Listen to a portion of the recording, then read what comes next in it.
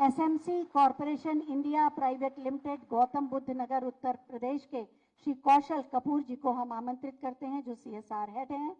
11 करोड़ रुपए का सहयोग इन्होंने किया है। तालियां जोरदार बजनी चाहिए, करोड़ों की धनराशि है।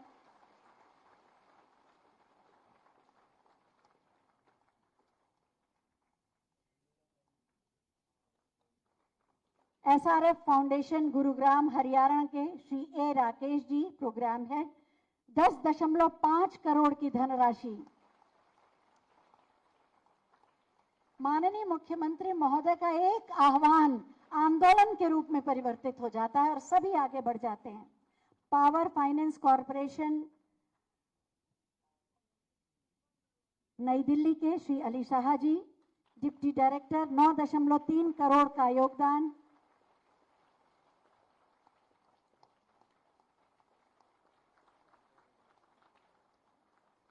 एनटीपीसी गौतम बुद्ध नगर, उत्तर प्रदेश की सुश्री निधि मेहरा जी, सीएसआर ऑफिसर, 7.2 करोड़ का योगदान। तालियां जरा जोर से बजें तो आनंद आ जाएगा। आईटीसी लिमिटेड कोलकाता पश्चिम बंगाल के Shri Suvendu Das ji, CSR state head, 7 crore रुपए का योगदान। और 250 करोड़ का योगदान जिन संस्थाओं ने दिया, उन सब के लिए भी आज जोरदार तालियां। माननीय मुख्यमंत्री महोदय के निवेदन को इन्होंने स्वीकार किया। बहुत बहुत धन्यवाद माननीय मुख्यमंत्री महोदय। और अब बारी है डीबीटी के माध्यम से 1,91,00,000 बच्चों के भविष्य को संवारने की, उन्हें ड्रेस, जूता मोजा, स्वेटर, स्कूल बैग, स्टेशनरी के लिए धनराशि देने के लिए सीधे अंतरण की सुविधा मैं माननीय मुख्यमंत्री महोदय से अनुरोध करूंगी कि 2300 करोड़ की ये धनराशि बटन दबाकर अंतरित करें। 1,91,00,000 छात्र छात्राओं को ये राशि सीधे खाते में जाएगी, उनका भविष्य सुनहरा होगा।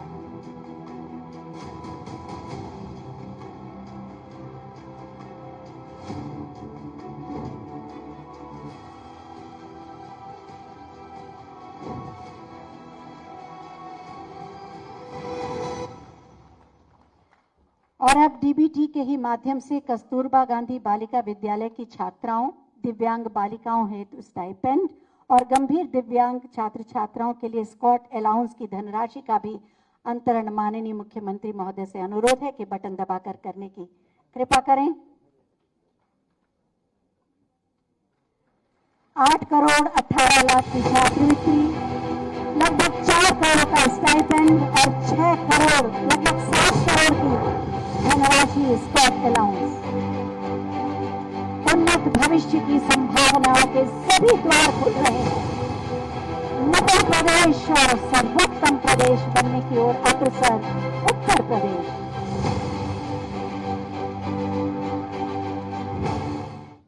बहुत बहुत धन्यवाद माननीय। संकल्प, संसाधन, तकनीक और नवाचार माध्यमों से माननीय मुख्यमंत्री जी की सोच, परिकल्पना और मार्गदर्शन में उत्तर प्रदेश ने गुणात्मक शिक्षा के क्षेत्र में बेसिक शिक्षा के माध्यम से कई राज्यों को पीछे छोड़कर लंबी छलांग लगाई है। आज उत्तर प्रदेश बेसिक शिक्षा के क्षेत्र में गुणात्मक शिक्षा की नई पहचान गढ़ रहा है और माननीय मुख्यमंत्री महोदय हम सब के लिए अभिभावक के रूप में कार्य कर रहे हैं। मैं बहुत ही आदर के साथ माननीय मुख्यमंत्री महोदय से अनुरोध करूंगी कि हमारा मार्गदर्शन करें, क्योंकि आपका मार्गदर्शन सदैव हमारी प्रगति का पाथेय बनता है। जोरदार तालियों से स्वागत करें माननीय मुख्यमंत्री महोदय का।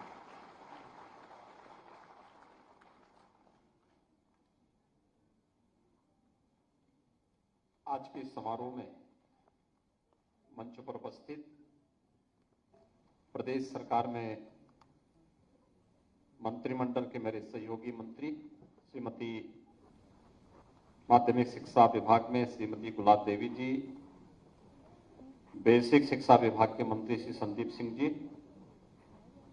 प्रदेश के मुख्य सचिव श्री दुर्गा शंकर मिश्र जी, अपर मुख्य सचिव बेसिक और माध्यमिक श्री दीपक कुमार जी, बेसिक शिक्षा विभाग के सभी अधिकारीगण, प्रदेश भर में वर्चुअल माध्यम से जुड़े हुए हमारे सभी मंत्रीगण, जनप्रतिनिधिगण, अध्यापकगण, अभिभावकगण और प्यारे बच्चों, मुझे बहुत प्रसन्नता है कि विगत 6 वर्षों में प्रधानमंत्री मोदी जी के मार्गदर्शन में, उनके यशस्वी नेतृत्व में देश की सबसे बड़ी आबादी के राज्य उत्तर प्रदेश ने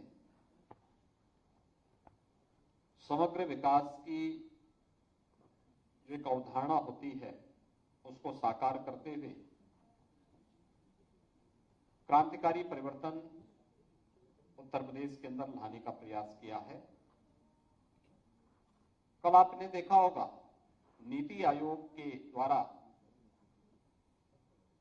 उत्तर प्रदेश से गरीबी से मुक्त करने के जिस लक्ष्य को प्राप्त करने में सफलता प्राप्त की गई है, यानी 6 वर्ष में उत्तर प्रदेश से लगभग 5.5 करोड़ लोग गरीबी से मुक्त हुए हैं, यानी वे सक्षम बने हैं, गरीबी से मुक्त होकर के सक्षमता की ओर आगे बढ़े हैं। नीति आयोग ने इसके लिए जो पैरामीटर तय किए थे, उस पैरामीटर में सबसे पहला पैरामीटर था शिक्षा का। शिक्षा के क्षेत्र में आमूलचूल परिवर्तन करने की दिशा में कदम बढ़ाए हैं और आने वाले 5 साल, 7 साल, 10 साल में इसके और बेहतरीन परिणाम आएंगे। अभी से जो परिणाम आ रहे हैं बहुत सकारात्मक दिशा में बढ़ रहे हैं।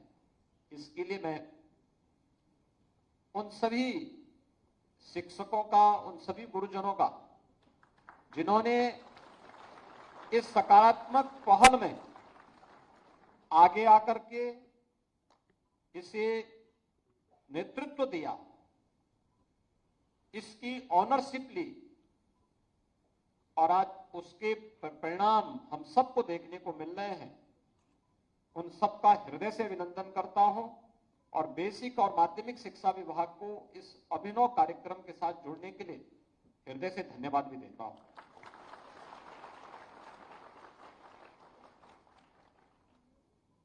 आपने देखा होगा कल शिक्षा के क्षेत्र में जो हमारे खास तौर पर एस्पिरेशनल डिस्ट्रिक्ट थे, उसमें व्यापक परिवर्तन आए। आज समाचार पत्रों में आप थोड़ा देखना, उसमें नीति आयोग ने जो आंकड़े जारी किए हैं, बहुत परिवर्तन हुए हैं और सचमुच ये परिवर्तन के आप सब वाहक हैं। इसके लिए मैं उन सभी विभागों को जिन्होंने प्रधानमंत्री मोदी जी के इस विजन को अपने विभाग का मिशन बना करके उस लक्ष्य की प्राप्ति करने में योगदान दिया है, वे सभी धन्यवाद के पात्र हैं। आज बहुत सारे कार्यक्रमों के साथ बेसिक शिक्षा परिषद यहां पर आया है और इनमें आपने देखा होगा कि अभी अनेक कार्यक्रम हुए हैं। इन सब कार्यक्रमों के बारे में अपर मुख्य सचिव बेसिक शिक्षा ने भी, बेसिक शिक्षा विभाग के मंत्री जी ने भी, माध्यमिक शिक्षा विभाग की मंत्री जी ने भी अपनी बात को बहुत विस्तार से आपके सामने रखा। सबसे महत्वपूर्ण यह है कि 2017 के पहले जिस बेसिक शिक्षा परिषद के विद्यालयों में बच्चे आने से डरते थे, लोगों में उत्साह नहीं था, गिरावट लगातार बढ़ती जा रही थी, आज वहां पर विद्यार्थियों की संख्या बढ़ती भी दिखाई देती है। 6 वर्ष में 3 वर्ष का समय लगभग हमें कोरोना जैसी महामारी का सामना करने में व्यतीत हुआ, लेकिन इन 6 वर्षों में लगभग 55 से 60 लाख बच्चे अतिरिक्त बेसिक शिक्षा परिषद के विद्यालयों में अतिरिक्त आए हैं। इतने नए बच्चों का नामांकन हुआ है,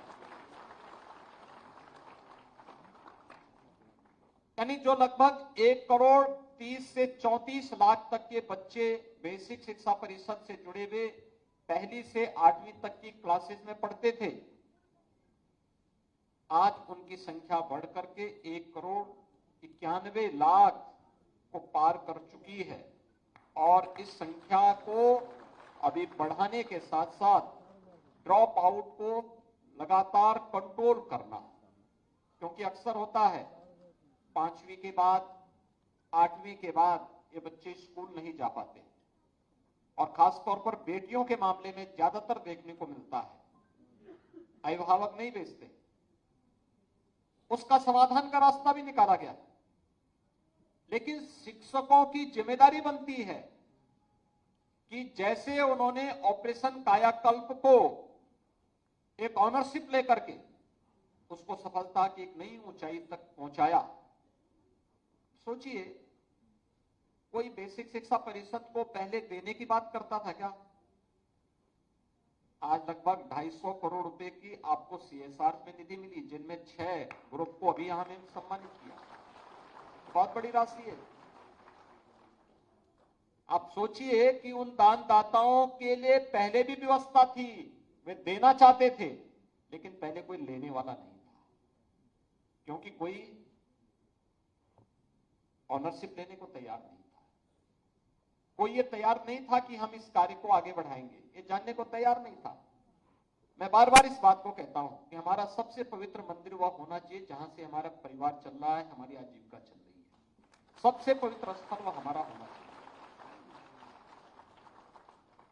और जब ये भाव हमारे अंदर आ जाए तो हम वास्तव में अपनी ऋषि परंपरा की उस पीढ़ी का प्रतिनिधित्व कर रहे हैं जिसने हमें इस बात की प्रेरणा दी कि माता भूमि पुत्रोहम पृथिव्या, जिसने हमें इस बात की शिक्षा दी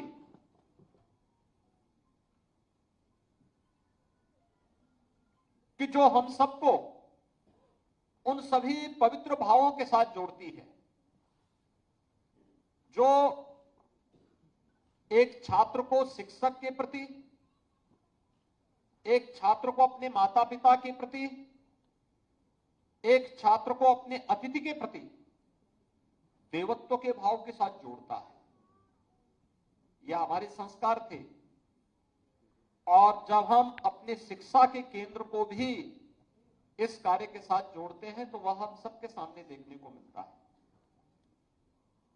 अब डीबीटी के माध्यम से जो पैसा यहां से आज भेजा गया, चाहे वह बेसिक शिक्षा परिषद के विद्यालयों में पढ़ने वाले बच्चों के लिए पहले 1100 रुपए दिए जाते थे, इसमें 100 रुपए की और वृद्धि करते हुए 1200 रुपए हर छात्र के अभिभावक के अकाउंट में गया है और उस अकाउंट से ये उम्मीद की जाती है कि हर शिक्षक हर छात्र के लिए यूनिफॉर्म बनवाने के लिए उनके अभिभावकों के साथ बैठक करके एक समय सीमा के अंदर सुनिश्चित करें कि उनके लिए 2 यूनिफॉर्म बन जाए, bag, books, sweater, shoes, socks, ये सभी उन बच्चों के लिए क्रय अभिभावक कर ले और बच्चे नियमित रूप से अपनी यूनिफॉर्म में ही स्कूल आए, यह हम सुनिश्चित करें। थोड़ा प्रयास करेंगे, संवाद बनाएंगे, समस्या का समाधान निकलेगा और बच्चों के लिए आंतरिक की जा रही धनराशि का सही उपयोग उन बच्चों के लिए हो पाएगा।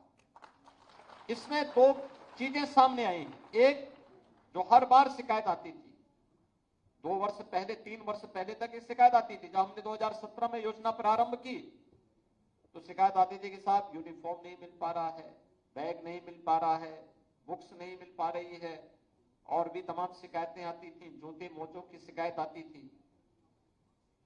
उस समय फिर ये व्यवस्था हुई कि अगर हम पैसा बच्चों को दे देंगे, या कुछ जगह ये भी शिकायत आती थी कि साहब क्वालिटी का सामान नहीं उपलब्ध कराया जा रहा है।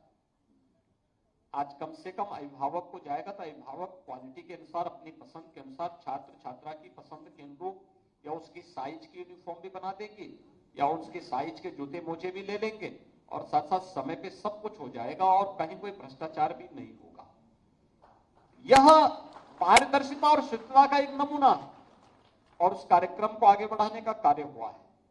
लेकिन इसकी मॉनिटरिंग विद्यालय स्तर पर प्रधानाचार्य जी के माध्यम से, शिक्षकों के माध्यम से जब इसकी समीक्षा होगी और संवाद बनाया जाएगा, अभिभावकों के साथ तो समस्या का समाधान भी होगा और सही आंकड़े हमारे पास आ पाएंगे कि वास्तव में कितने बच्चे बेसिक शिक्षा परिषद के स्कूलों में अध्ययन कर रहे हैं। वह सही जानकारी हमें यहाँ उपलब्ध हो जाएगी।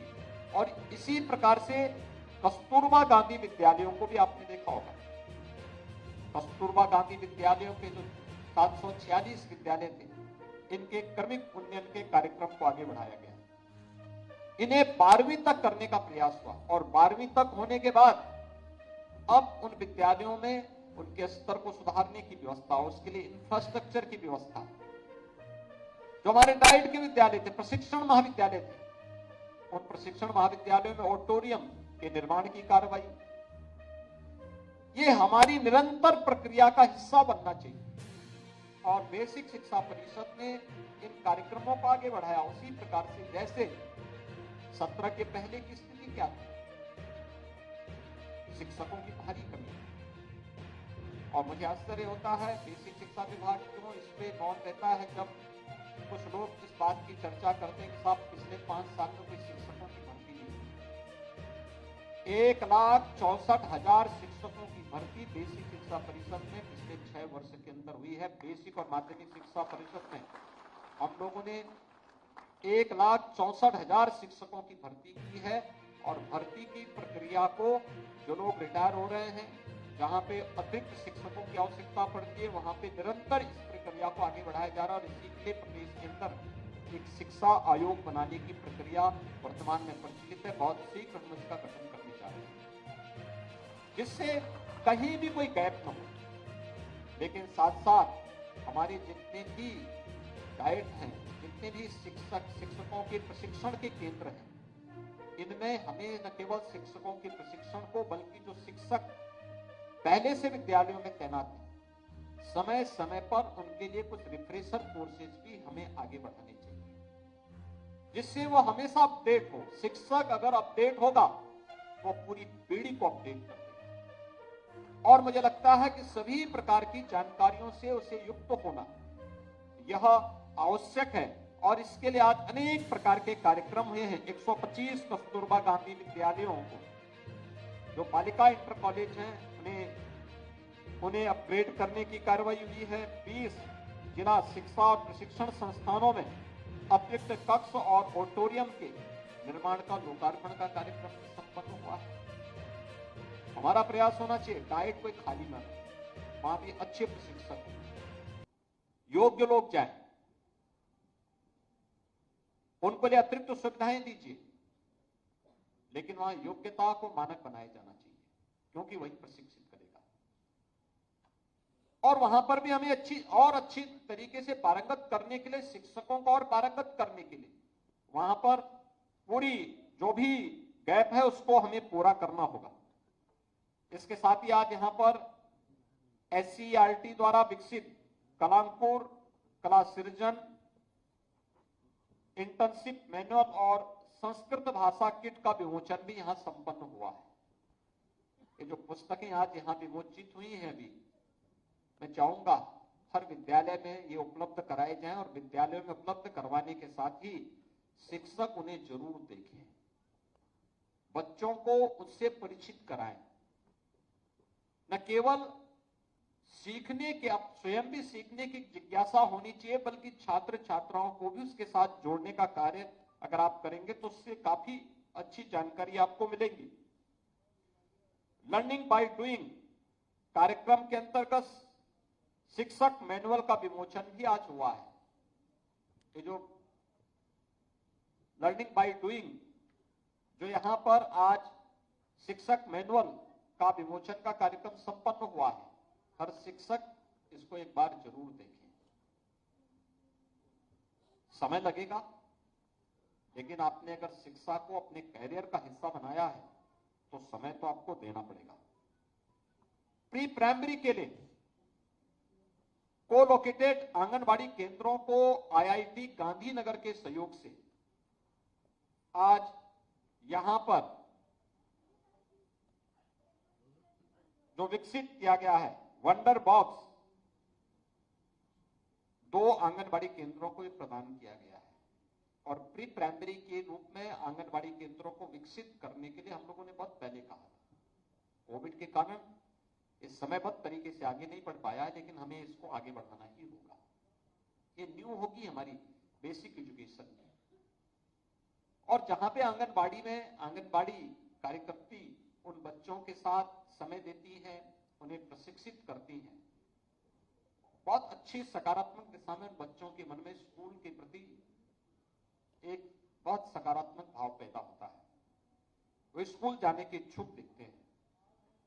लेकिन जहां पे व्यवहार, शिक्षकों के व्यवहार में थोड़ा रूखापन है, वहां पे मैं देख रहा था जिस दिन स्कूल खुले थे, बहुत सारे बच्चे ऐसे थे जो स्कूल जाने के लिए उत्सुक थे अपने शिक्षकों के व्यवहार के कारण, और बहुत सारे बच्चे ऐसे थे जो उस रूखे व्यवहार के कारण स्कूल जाने से रो रहे थे कि साहब मुझे स्कूल आज मत भेजिए। यानी ये चीजें दिखती हैं। वो बच्चा अपने व्यवहार से इस बात के व्यक्ति कर रहा था कि स्कूल में शिक्षक का व्यवहार या आंगनबाड़ी केंद्रों में आंगनबाड़ी कार्यकर्तियों का व्यवहार कैसे है, यह हमें स्वयं तय करना होगा।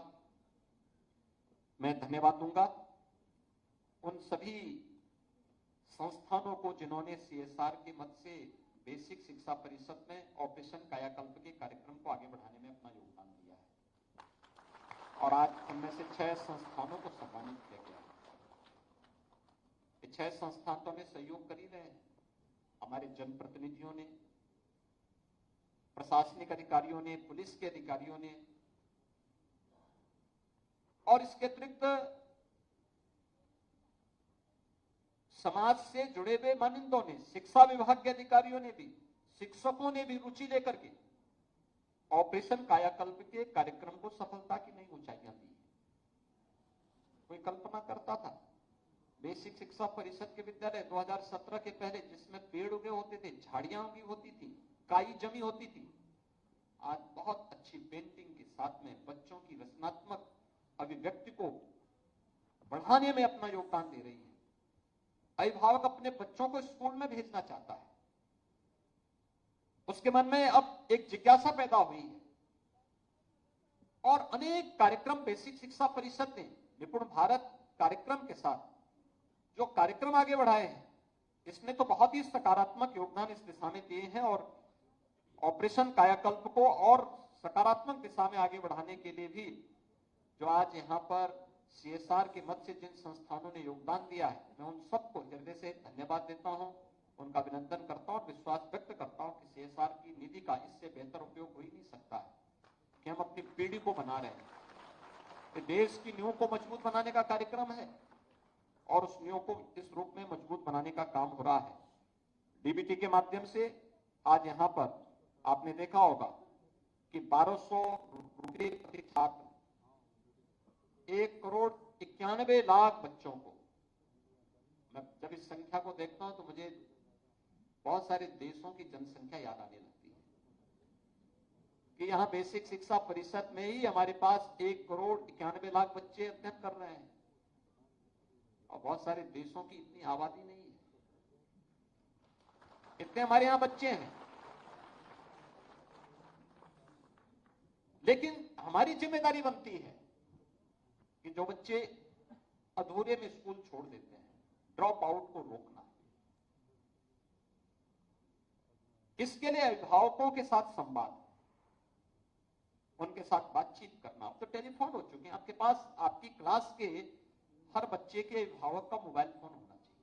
बच्चा स्कूल नहीं आया, तत्काल उस शिक्षक को जैसे आपको समय मिले नोट कर लिया, अपनी डायरी में नोट करिए, और फिर उस शिक्षक, उस अभिभावक को फोन से पूछिए क्या आपका बच्चा स्कूल क्यों नहीं आ पाया। आपके पास समय होगा, विद्यालय जैसे आपका छूटता है,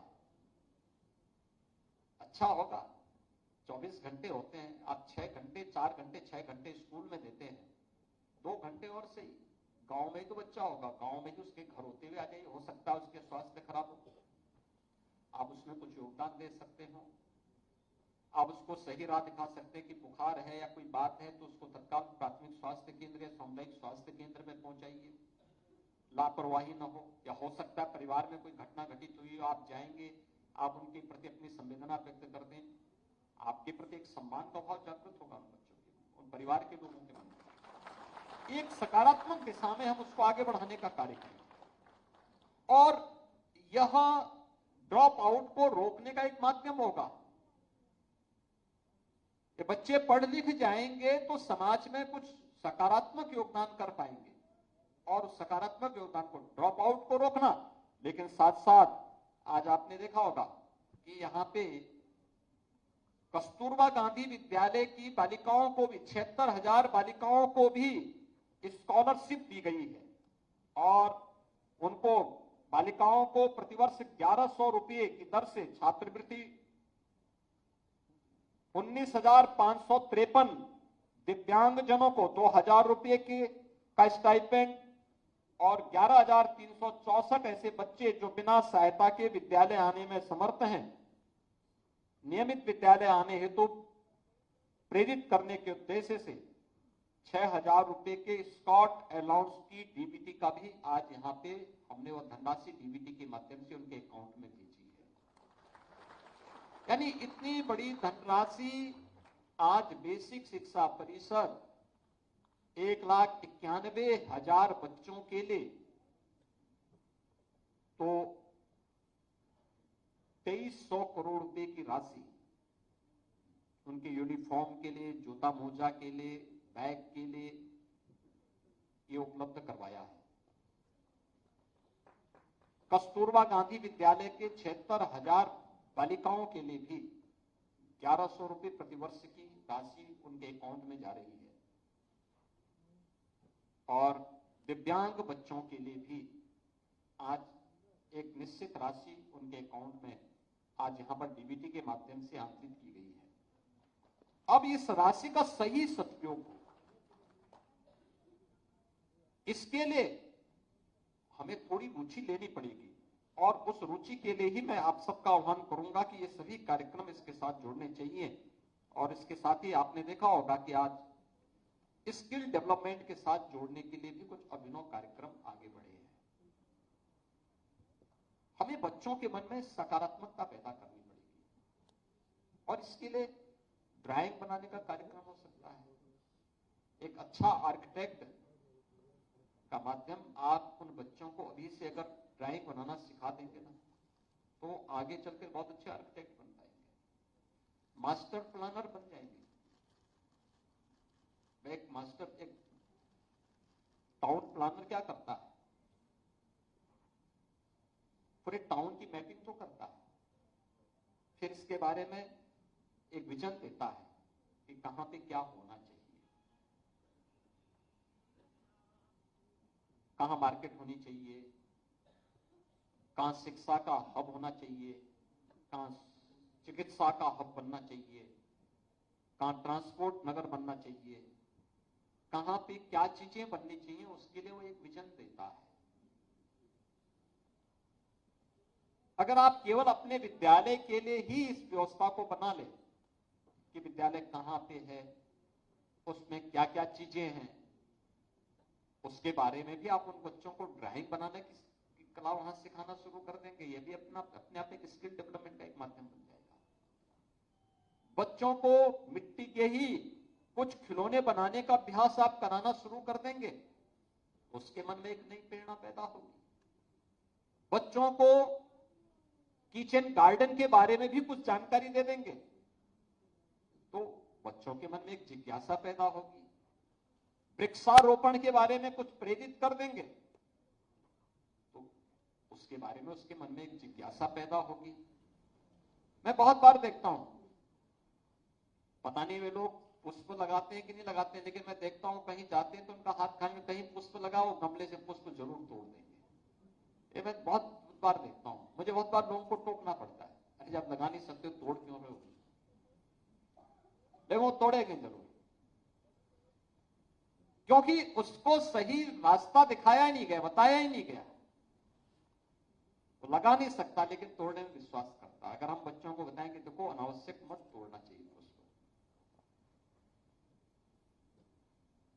लेकिन अगर हम लगाने के बारे में बता सकें, विद्यालय में अच्छी सजावट होनी चाहिए, क्यारी बनाइए, बच्चों को उसके बारे में थोड़ा बताइए, शिक्षक में थोड़ा मेहनत कर ले तो मानसिक श्रम और शारीरिक श्रम दोनों अगर मिल जाएगा तो उसके बहुत बेहतर परिणाम आ जाएंगे, बहुत अच्छे परिणाम आ जाएंगे। और मैं चाहूंगा कि इस दिशा में आप सबको आगे बढ़ने की आवश्यकता है। बाकी अन्य कार्यक्रम तो होंगे, लगातार आगे बढ़ते रहेंगे, लेकिन जो हम स्थानीय स्तर पर भी कुछ कर सकते हैं, पिछले 6 वर्ष के अंदर जो दूरी तय की गई है, इसको और सकारात्मक दिशा में आगे बढ़ाने की आवश्यकता है। आज ये बेसिक शिक्षा परिषद ने परिवर्तन आज दिखता है, आज लोग बोलते हैं इसके बारे में, जनप्रतिनिधिगण आते हैं वो भी इस बात को बोलते हैं कि बेसिक शिक्षा परिषद में परिवर्तन हुआ है। अब माध्यमिक शिक्षा की बारी है, माध्यमिक शिक्षा के लिए अनेक पॉलिसी बनाई गई है, उस कार्यक्रम को भी आगे बढ़ाने के कार्यक्रम चल रहे हैं। बस समय पे निर्णय।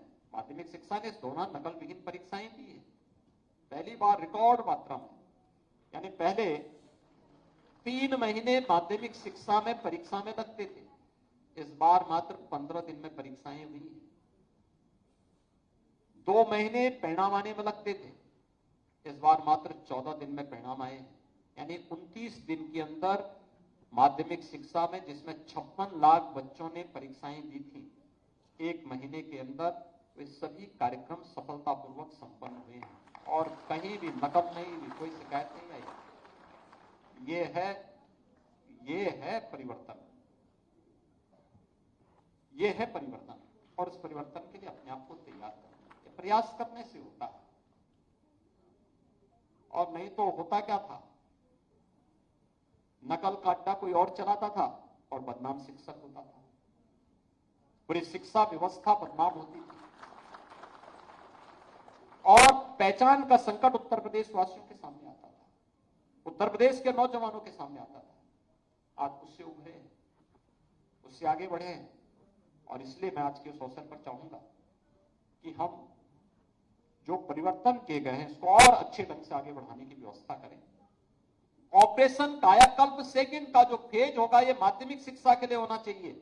माध्यमिक शिक्षा में जितने भी हमारे गवर्नमेंट इंटर कॉलेजेज हैं, बालिका जो जीजीआईसी हैं, गर्ल्स गवर्नमेंट इंटर कॉलेजेज हैं, इन सब में और एडेड जो गवर्नमेंट के द्वारा सहायता प्राप्त निजी प्रबंधन में चलने वाले कॉलेजेज हैं, इन सभी को हम एक समय सीमा के अंदर ऑपरेशन कायाकल्प 2 के अंतर्गत इनको भी हम वास्तव में कायाकल्प में बदलें। नहीं तो 75 साल और 100 साल पुराने विद्यालयों की स्थिति बहुत जर्जर है। अब उनकी बैठक करके एक समय सीमा के अंदर इसे आगे बढ़ाने की आवश्यकता है। और इसके साथ ही संस्कृत विद्यालय जो जर्जर स्थिति में है, माध्यमिक शिक्षा परिषद के माध्यमिक शिक्षा विभाग के माध्यम से उन सब के बारे में भी एक कार्य योजना ला करके उन सभी को भी जो हमने स्कीम लागू की है, समय से उसको आच्छादित करके क्वालिटी कवर को, कार्य की गुणवत्ता में और कार्य की समयबद्धता में कोई समझौता न हो, और उसको समयबद्ध ढंग से आगे बढ़ाने का कार्य करेंगे तो उसके बेहतर परिणाम आएंगे। और इसमें जितना भी हम निवेश कर पाएंगे सरकार के स्तर पर या पुरातन छात्रों के माध्यम से या सीएसआर के माध्यम से, यह निवेश कभी व्यर्थ नहीं जाएगा। इस समाज को एक सकारात्मक ऊर्जा के साथ जोड़ने का कार्य करेगा। और इस सकारात्मक ऊर्जा के साथ जोड़ने के लिए मैं आप पूरे प्रदेश वासियों का आह्वान करता हूं कि इस सकारात्मकता के साथ जुड़े, इस विश्वास के साथ। एक बार आज 1,91,00,000 में सभी बच्चे जो आज 1200 रुपए की राशि प्राप्त किए हैं, 76,000 वे बालिकाएं जो कस्तूरबा गांधी विद्यालयों में भी 1100 रुपए वार्षिक छात्रवृत्ति प्राप्त की है, और वे दिव्यांगजन छात्र छात्राएं जिनको स्टाइपेंड के रूप में सरकार अतिरिक्त धनराशि देती है, उन सबको इस धनराशि के उपलब्ध होने के अवसर पर मैं उन्हें हृदय से बधाई देता हूं। और सभी अभिभावकों का और सभी शिक्षकों का मैं आह्वान करता हूं कि वे इस कार्यक्रम को सफलता की नई ऊंचाई तक पहुंचा बचाने में और शिक्षा व्यवस्था में आमूलचूल परिवर्तन लाने में अपना योगदान देंगे। आप सबके प्रति मेरी शुभकामनाएं। धन्यवाद। जय हिंद।